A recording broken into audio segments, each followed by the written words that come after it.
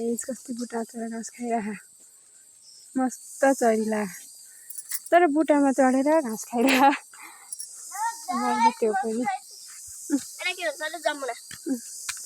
सानो जमुना छ बच्चा तर पनि पाकिरह सानो खालको होला नि सायद म चाहिँ खाइरहेको छु मुहाभरि हो यहाँ चाहिँ अम्बा छ यता चाहिँ के भन्नु बाबुहरूले यसको कस्तो राम्रो दाना हुन्छ हाम्रोतिर चाहिँ खाना चाहिँ खान्छ हजुरकोतिर पाइन्छ कि पाइँदैन यसलाई हामीले चाहिँ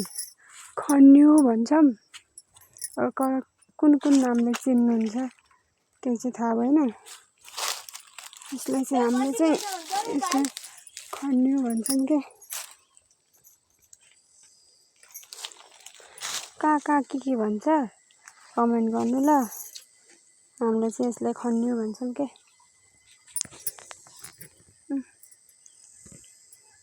खाना चाहिँ मिठो हुन्छ तर नाम चाहिँ अब ठाउँ अनुसार फरक पनि हुनसक्छ नि त कतिले के भनेर चिन्नुहुन्छ कतिले के भनेर चिन्नुहुन्छ हाम्रोमा चाहिँ यसलाई खन्यु भन्छ बुटे चाहिँ यस्तो हुन्छ कि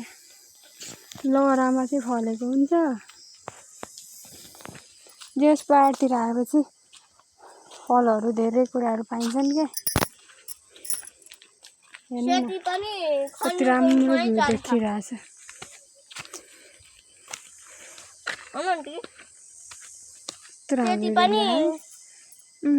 खन्युको रुखमा चढेको त्यसको नाम चाहिँ सेती हो कि हाम्रो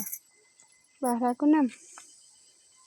राम्रो डाँडा काँडाहरू देखिरहेको छ पानी आएको थियो नि त पानी बिदो भयो बल्ल कस्तो रमाइलो भएको थियो मौसम पनि राम्रो देखिरह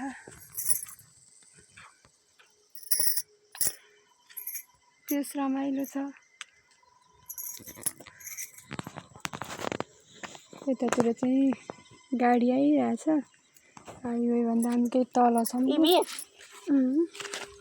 हामी केही तल छौँ कि हाइवे भन्दा मैले पढेको स्कुल चाहिँ त्यहाँनिर छ येल्लो कलरको चाहिँ त्यहाँनिर चाहिँ हाम्रो हाइवे हो कि अहिले चाहिँ हामी हाइवे भन्दा केही तल छौँ बाख्रा हेर्न आएको यता नानीले जामुन खाँदै बस्दिरह